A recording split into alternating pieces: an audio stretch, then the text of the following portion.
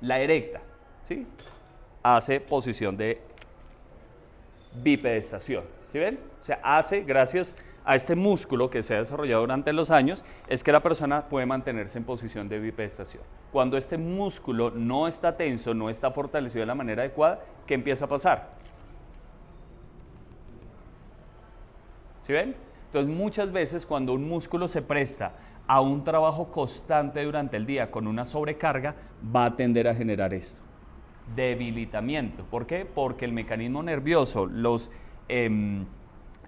las motoneuronas que están conectadas a estas empiezan a generar fatiga. Entonces, en el momento que llega al gimnasio a intentar demandar esta musculatura, pues la musculatura no le va a responder y va a terminarse soportando es en las estructuras óseas.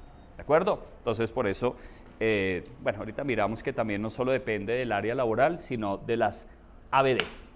Listo. Anteriormente o antagónicamente, ¿qué músculo se le antepone? ¿Este cómo se llama? Apófisis sifoides, costillas quinta, sexta, séptima y va hasta la sínfisis púbica. Se llama el recto del abdomen o recto abdominal, ¿de acuerdo?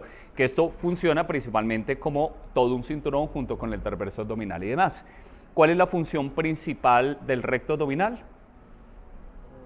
Flexionar la columna, ¿de acuerdo? Y principalmente que la espalda o los bastos, ¿sí? Los bastos que están representados por estos negritos, ¿de acuerdo? Basto lateral, basto intermedio, basto externo, ¿sí? También se le llaman, y lógicamente el recto femoral, ¿de acuerdo? Que son estos músculos de acá.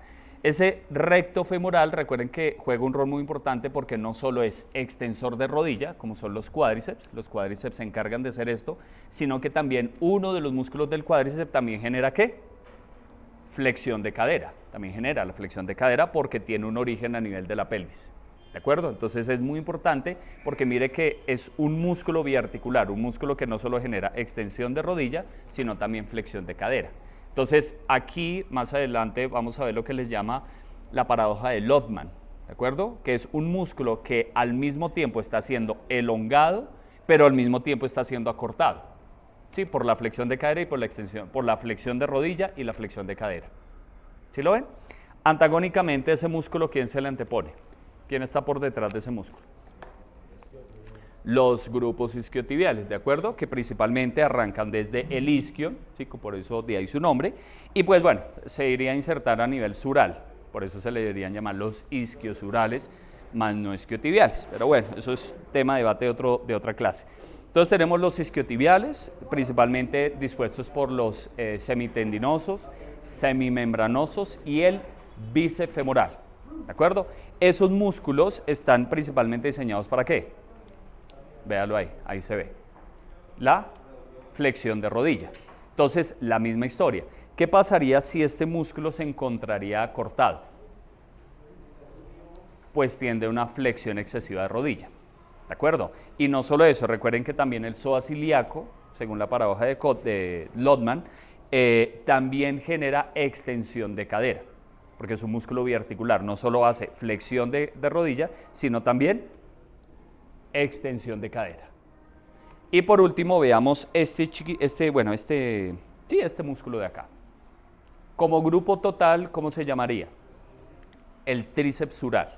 ¿Sí? Recuerden que se llama el tríceps sural, que está dispuesto por el gastrocnemio y el sóleo.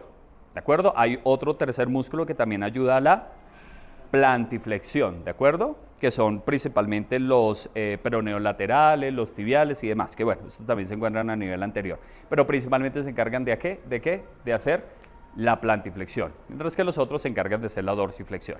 Entonces, bueno, un último, perdón que se me olvidó, los famosísimos, es que estoy intentando abarcar los músculos más, que más se alteran en los ABDLs, estos músculos a nivel pelviano, a nivel de la parte baja pelviana, se le llaman los... ¿No?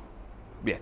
Todos estos son los cuadrados femorales, ¿sí? Que también son muy importantes, los piramidales, que también son muy importantes, de ahí viene un síndrome que se llama el síndrome piramidal, que es algo que sufre mucho la gente que pasa mucho tiempo sentado, y de ahí también puede estar, bueno, es importante nombrar unos músculos que también salen a nivel de los bordes de la pelvis, y va principalmente también a las apófisis, que se llama el cuadrado lumbar. ¿Por qué les nombro todos estos músculos? Porque analicémoslo de esta posición. Entonces vamos a volver otra vez con Julián. ¿Qué pasa con Julián y lo que le pasa en el día a día? Miren y verán. Julián trabaja en una oficina, ¿sí? Julián trabaja aproximadamente unas 6 a 8 horas en la oficina. ¿Listo? ¿Qué le puede pasar a Julián, o no solo a Julián, a los músculos de Julián que acabamos de analizar? ¿Qué músculos podrían entrar en retracción o en acortamiento y qué músculos se podrían debilitar por sobreesfuerzo? El bíceps femoral es uno de ellos.